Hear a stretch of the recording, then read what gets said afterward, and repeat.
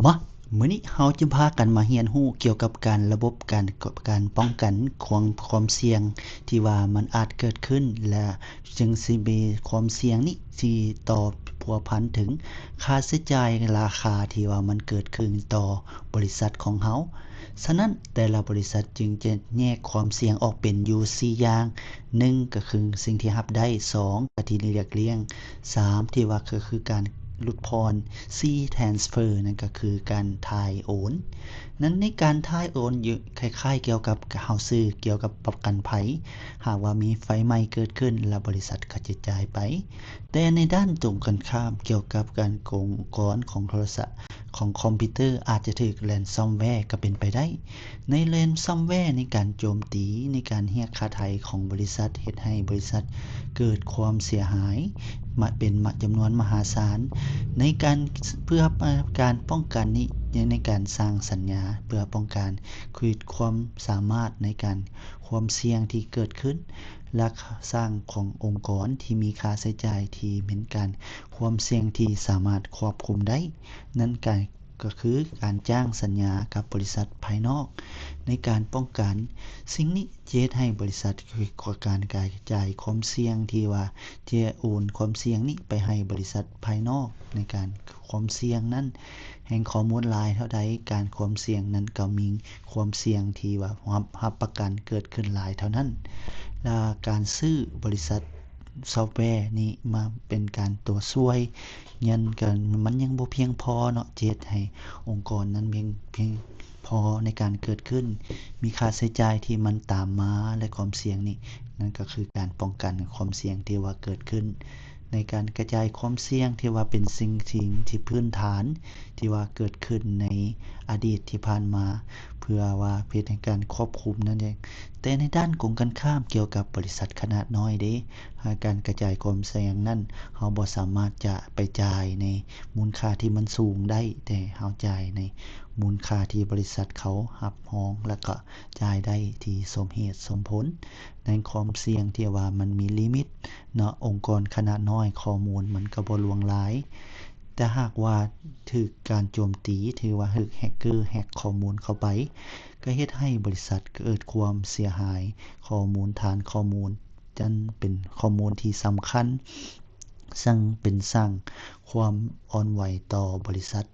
นั่นเช่นว่าการกระจายความเสี่ยงกับซื้อซอฟต์แวร์ในการมาป้องกันในบางความเสี่ยงในการโจมตีอาจเฮ็ดให้กิจการถูกยกเลิกไปเลยหรือเจ๊งไปก็มีในการซื้อประกันความเสี่ยงเนี่ยแห่งมันน้อยเท่าใดและมีความลดพรจำกัดและจำกัดวงแคบของการความเสี่ยงที่มันอาจจะเกิดขึ้นในการตัดเชียงนั่นก็คือปัญหาหลักนั่นก็คือมาที่ของงบประมาณนั้นความเสี่ยงมีสูงถ้าหากว่าเราบ่มีการป้องกันที่มีการ transfer ไปนั้นก็เฮ็ดให้โอกาสที่ว่าการแข่งขันนั้นมันมีความเสี่ยงหลายเท่านั้นเพราะว่าธุรกิจมันมีการกระจายความเสี่ยงที่เกิดขึ้นอย่างเช่นว่าการสร้างองค์กรหรือว่าที่ว่าเพื่อเป็นการรักษาสร้างระเบียบข้อกำหนดกฎเกณฑ์หลักการเพื่อในการจำกัดความเสี่ยงที่ตามมาว่าความเสี่ยงนั้นสมเหตุสมผลในการจ่ายข้อมูลนั้นเพียงเท่าใดเพราะว่าการจ่ายทุกค่าใช้จ่ายที่ว่ามันเกิดขึ้นเฮ็ดให้องค์กรนั้นมีค่าใช้จ่ายที่ตามเป็นเงาตามโตเกิดขึ้นมาเพราะหากว่าการกระจายความเสี่ยงและการป้องกันความเสี่ยงระบบฐานข้อมูลของลูกค้าและของเราจะเป็นสร้างความยืนยงให้แก่บริษัทและองค์กรฉะนั้นหลายบริษัทจึงแนะนำเลือกในที่บ่ให้เสี่ยงโดยที่บ่มีค่าใช้จ่ายที่เกิดขึ้นเพราะว่าเราบ่มีทางหลีกเลี่ยงความเสี่ยงได้แต่เราสามารถลดพรมันได้โดยการ transfer ความเสี่ยงไปให้ภาคส่วนนอกสำหรับองค์กรใหญ่ที่มีการนี้เพิ่นก็จะมีการซื้อประกันในการความเสี่ยงบางเทื่อก็สูงเป็นล้านดอลลาร์ก็ได้เพราะว่าองค์กรนี้จะเป็นการกระจายความเสี่ยงเพื่อให้มันข้อมูลในการรักษาแล้วก็เพิ่นจะมีคู่มือขั้นตอนและมีทีมงานเตรียมพร้อมในการส่งมอบข้อมูลให้แก่ผู้ใช้ ก็คือให้บริษัทเฮาในการป้องกันปัญหาที่เกิดขึ้นการไฟไหม้บ่หรือว่าจะเกิดน้ำท่วมหยังก็ตามแต่ถ้าหากว่าเฮามีการป้องกันหรือการโจมตีทาง phishing ที่ว่าส่งอีเมลมาให้แล้วพนักงานเฮาไปกดและเฮ็ดให้ข้อมูลนั้นสูญหายไปแล้วมันก็สินอนในเงื่อนไขหรือภายใต้นอกเงื่อนไขก็มีเนาะเพราะว่าการกระจายความเสี่ยงที่ว่ามันเกิดขึ้นจะสร้างมันเป็นเกราะคุ้มครองให้แก่บริษัทในว่าเพื่อบ่ให้ไปติดกับดักอยู่หั่นเพราะว่าหน้าที่ของบริษัทนั้นก็คือแม่นซอกหาเน็ตเวิร์กเพื่อในการซอกหาเพื่อการพัฒนาผลิตภัณฑ์ฉะนั้นจึงสร้างเป็นองค์กรแซกขึ้นมาซึ่งในแซกผู้ที่เป็นสมาชิกนั้นจะมีการมาแบ่งปันแชร์ข้อมูลที่ว่าเป็นข้อมูลที่ว่ามันความเสี่ยงนั้นเกิดขึ้นแล้วก็จะมาแบ่งกันเพื่อหาวิธีหาทางร่วมกันซอกหาข้อแนะนำและสร้างระเบียบหลักการเป็นเครือข่ายเพื่อในการแบ่งปันและวิธีแก้ไขที่ว่าปัญหาเกิดขึ้นมานี่เพราะว่าเป็นองค์กรที่ว่าเป็นเพื่อเป็นการลดพรการแชร์การแบ่งปันข้อมูลนั้นที่มีความสำคัญ